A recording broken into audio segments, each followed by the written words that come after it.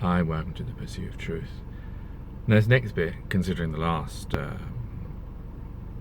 am I calling these? The podcast streams?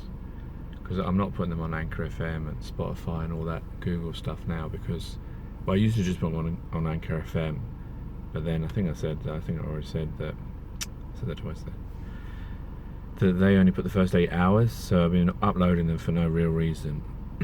So I've just stopped uploading them there. But they are still there, the first 8 hours. Yeah, anyway. So, what was I even talking about? Oh, yeah. Because in the last YouTube video, I mentioned about Game of Thrones and this, that, and the other. So, I do actually watch it. So, it's not like I was trying to dish it for no reason. But there was I'm behind.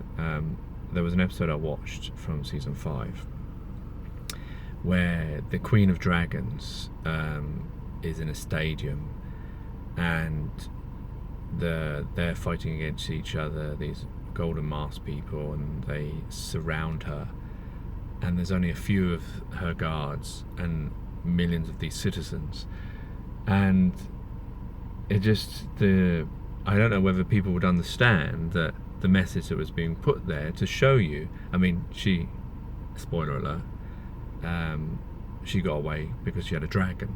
Obviously people in governments don't have dragons to come and save them. So, but the thing is it was an illustration of the power that people have over those select few who are in power. Because if you think about it, the people in power and even the military, they do not outnumber the actual amount of citizens. Recently we've been seeing these, there's not much on the media these days, the protest in France, now we're having the climate change ones in London, so there's lots of exercises of this, but I think we don't realise how much power we as individuals really do have when you actually look at the numbers. So it's interesting then, why is it when most people, if you ask them, are they satisfied with life, with your existence, with how much you have to pay for things and how other people are suffering and all that kind of stuff, most people, I would have thought, would say no, they're not really happy with the way life is. So why is it they don't uprise? And then, well, obviously it's because we're made dependent. The way we're taught, I know this is the system of replicant idea, that is ingrained in us to be subservient, to look down when we see a policeman because we're scared he's going to arrest us, even though we've done nothing. The idea of fear plays a lot of it. The fear that's in the media, the fear of knife crime, the fear of needing the police to protect you, the fear, you couldn't rebel against the system because then the system would collapse and there'd be no food and you wouldn't have your Tesco's and your Sainsbury's and Safeways or whatever your shopping centre is. So everything relies upon that dependency. You're dependent upon other people telling you how to do things. It's like recently, for example, my youngest daughter, she's 18 months, she's tiptoeing on one foot still, and we're worried about this. We went to the pediatrician and they fill out their tick box form, which is probably American. They don't really tell you anything other than they want to send you to somewhere else, and so I was looking up on the internet, Google, does have its advantages, and it was showing that how you could do, if the child's doing by 3, it has a medical condition, and it's to do with stiffness and tendencies and stuff like that, and there are exercises you can do. So I don't know why the pediatrician never thought to tell us that you could try these things, just gently do it, it's no pain.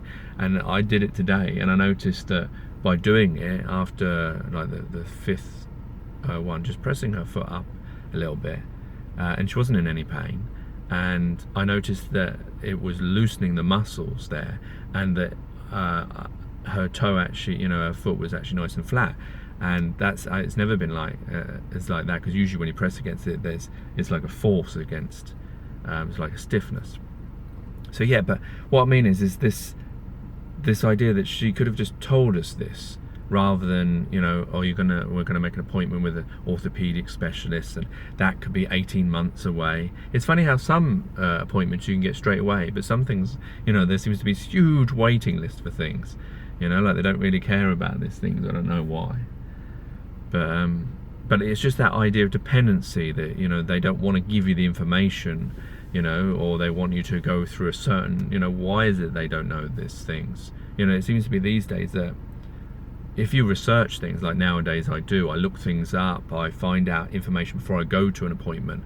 You know, I'm not so dependent than I was before. Before I wouldn't do that. Before all this finding out different ways of looking at things, I would have just gone to the appointment and just listened to what they said and just thought, yeah, that's great, they've helped me, and, you know, and wait till I see another specialist and they give me more information. I was on that dependency thing. Whereas now I will look up things and I will research things myself, and then when I go in there I can question them a lot more. I know a lot more about it. I tend to find that I actually know, it appears that I know more than them, and that's really worrying. But it just goes to show you that you don't need to be dependent. And I think that, I can't remember whether it was Dow or who it was talking about the idea on Beyond the Imaginary Curve on his YouTube channel, about this idea of dependency and, you know, farming and all that kind of stuff that we're not taught anymore. And there's a lot of stuff that's taught in education in schools, but there's a lot of stuff they're not teaching. And I know why they're not teaching it, because they don't think it's essential anymore. But I think it really is, because that's why we're not dependent. You know, we need to know how to farm, how to, you know, how things grow. You know, when I talk to my wife, who's from South Africa, I've learned so much more about nature, because I didn't think about these things. I didn't think about, like, where does rice come, where does plastic come from, where do all these things come from? And she knows all this stuff because she's been out in the nature. Her father had farms, so he knew, you know, that she was taught that kind of stuff. You know, and I think that's you know, it seems, you know, you think, oh, you're a Westerner, you're more affluent and more knowledgeable, but she knew more about her surroundings, the actual place that we're actually in, than I did, and through the lack of education, really, even though I went to probably what would be considered a better school.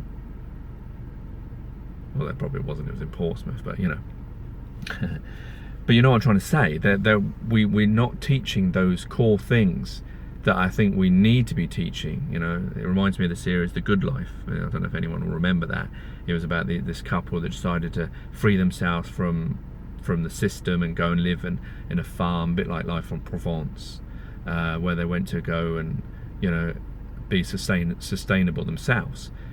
But it was a bit of a mockery, really. But I think that's important, that we're taught all those things, and I don't think they are unnecessary, you know, because it makes us more, well, it makes us less dependent on the state. And that's probably why it's not taught, because they want us to be dependent. They want us just to sit there, tune into television when we're not working, and that's it. Work and television and your phone. Work, television, phone. I want to do this thing. I know I mentioned it in the previous YouTube video. I want to actually take a week of my life and actually try, I know it's really tedious, but try to actually map it. You know, write 7 days, 1 to 24 hours, or, you know, the time, and then just map exactly what I spend doing, and just sort of relay it, so you can see that I did, like, you know, this amount of hours sleeping, this amount of TV, this amount of, you know, I'm an ordinary person, even if I'm like a truther, as it were. I'm an ordinary person. I have the same hypocrisies, and I do watch television, and I do use my phone, and etc. So just to map all the different things that I do and how much time. And then you think, like, how much time is actually wasted on these things. Yeah, I know they're entertaining and this, that, and the other, but are we wasting our lives, and I've posed this question before, on all these things that are not really advancing our minds? Or, you know, I know we've got to spend our time doing something, yeah, I understand that, but maybe if we had a different kind of world, different kind of society or system, we'd be spending our time doing more productive things. Or maybe people say, well, those things have already been done, we already have houses, we already have done all those things in medieval times and stuff. But it just does seem a bit of a waste to you're just sitting there watching television and just on your phone, or going to work, or sleeping. That is what this great chance of life is. That all it's really about? Is there not more to it than that? You know, if we didn't waste our time on these things, would we be able to, you know, spend our time doing more, I don't know what, productive things. Like, I suppose the thing is, people, instantly my mind's thinking about like cures to diseases and helping each other out and human suffering and all that kind of thing. But maybe those are only by fields that people would have certain knowledge of. But maybe we could learn those things. It's like I was saying to my wife about the pediatrician thing, that, she has hands, I have hands, I have a mind, she has a mind. She could relay that information to us. We're all exactly the same. Yes, we have different capacities and different knowledge and different skills, but we're all malleable in that way. We're all able to learn, and if we didn't sit staring at the screen, and I know I'm just as much doing this as anyone else, but that's the way we've been taught. That's part of the system, isn't it? Every house has a television. Every house has internet. And even in poor countries now, all those things are starting to pop up there. To try and keep them and make them the same part, replicant of this system. Anyway, I think I've waffled on long enough. So I'll try and do that and relay that to you. Hopefully, I will do it and relay it to you, and then it'd be interesting to the findings. It'd be interesting if other people do it as well, just to illustrate the fact that are we, almost certainly, wasting our one chance existence on someone else's dream, as it were. Take care, take it easy, God bless, and peace.